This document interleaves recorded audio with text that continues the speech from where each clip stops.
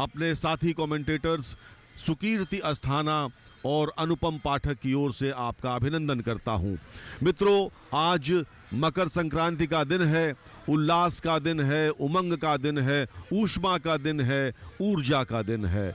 आज के दिन से ही भगवान भास्कर उत्तरायण हो जाते हैं, मकर राशि में प्रवेश करते हैं और आज का दिन पूरे अनेक राज्यों में, भारत के सभी राज्यों में, कहीं पोंगल के नाम से, कहीं खिचड़ी के नाम से, अलग अलग नामों से इस त्योहार को मनाया जाता है। ये भव्य मंदिर जो आपको अपने स्क्रीन्स पर दिख रहा है, ये गुरु गोरखनाथ मंदिर है। ये गुरु गोरखनाथ की सुंदर विग्रह आप देख पा रहे हैं अपने स्क्रीन पर। गुरु गोरखनाथ के मंदिर का खिचड़ी के पर्व से बहुत विशेष ताल्लुक है मित्रों, और मकर संक्रांति के पावन अवसर पर लोक आस्था के आलोक से गुरु गोरखनाथ की तपोभूमि एकदम आलोकित है। आप देख पा रहे हैं सुबह से ही खिचड़ी चढ़ाने का क्रम प्रारंभ हो चुका है। आज ब्राह्म मुहूर्त में गोरक्ष पीठाधीश्वर आदरणीय योगी आदित्यनाथ जी ने खिचड़ी चढ़ाई, नेपाल के राज परिवार की खिचड़ी चढ़ी और उसके बाद ये क्रम लगातार चल रहा है।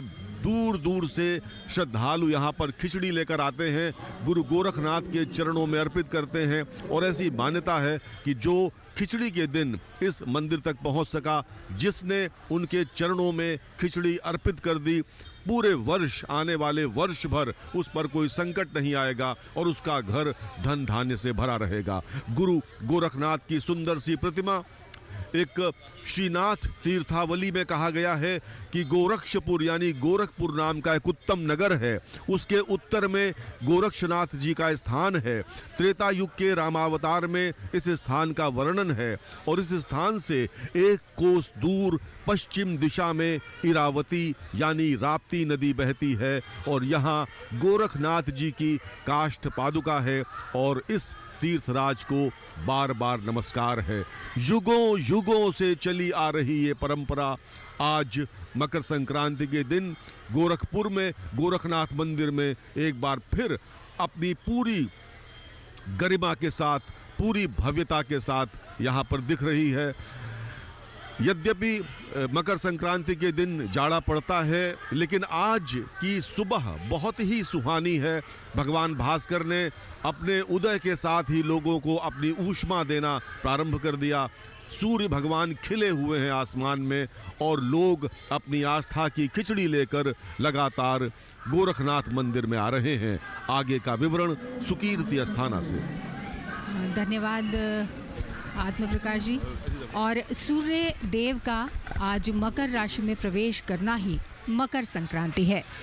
सूर्य आज दक्षिणायन से उत्तरायण हो जाते हैं। उत्तरायण जो कि देवताओं का दिन माना जाता है और दक्षिणायन देवताओं की रात्रि माना जाता है, यानी सीधे सीधे की अंधकार से प्रकाश की ओर आ जाना, इसी को ही उत्तरायण कहते हैं। बस इसी तरह से ये दिन अपने मन का भी उत्तरायण माना जाता है।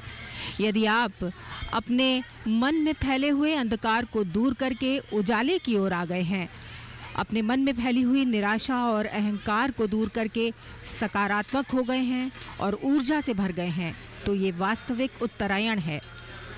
आज खिचड़ी के अवसर पर किए गए इस दान का, स्नान का, तर्पण का और पूजन का फल जो है वो अक्षय होता है। पूरे भारतवर्ष में, जैसा कि अभी आत्म प्रकाश जी ने बताया कि पूरे भारतवर्ष में मकर संक्रांति के पर्व को अलग अलग नामों से उल्लास पूर्वक मनाया जाता है। दक्षिण भारत में इसे पोंगल के नाम से जाना जाता है, तो असम में बिहू पर्व के रूप में मनाया जाता है। पंजाब और जम्मू कश्मीर में लोहड़ी पर्व के रूप में बहुत ही उल्लास और खुशी से ये त्यौहार सभी लोग मिलजुल कर खुशी से मनाते हैं। और हम यहाँ पे मौजूद हैं उत्तर प्रदेश में और हम इसे मना रहे हैं खिचड़ी के पर्व के रूप में, जहाँ पर खिचड़ी को खाना ही नहीं, उसको दान में देना, दाल, चावल, तिल, गुड़, घी, ऊनी वस्त्र और कंबल जैसी चीज़ें, इन सबको दान में देने का बहुत महत्व है। और हम यहाँ खड़े हुए हैं मंदिर के प्रांगण में, जहाँ पे हज़ारों भक्तों की भीड़ लगातार सुबह से ही भगवान गुरु गोरक्षनाथ का दर्शन कर रही है। सूर्य देव के इस उत्तरायण पर्व का उल्लास मना रही है। सभी आते हुए भक्तों के हाथों में खिचड़ी की थैलियां हैं। आगे अनुपम पाठक जी से। धन्यवाद। आज का दिन बहुत ही विशिष्ट दिन होता है। अगर हम खगोल मंडल के हिसाब से देखें, खगोल विद्या के हिसाब से देखें तो भी, क्योंकि आज जगत पिता भगवान सूर्य जो सृष्टि की ऊर्जा का केंद्र हैं, उनका जो गति है, उनकी जो आकाशीय वृत्त है वो 12 विभक्तियों में है, 12 राशियों में।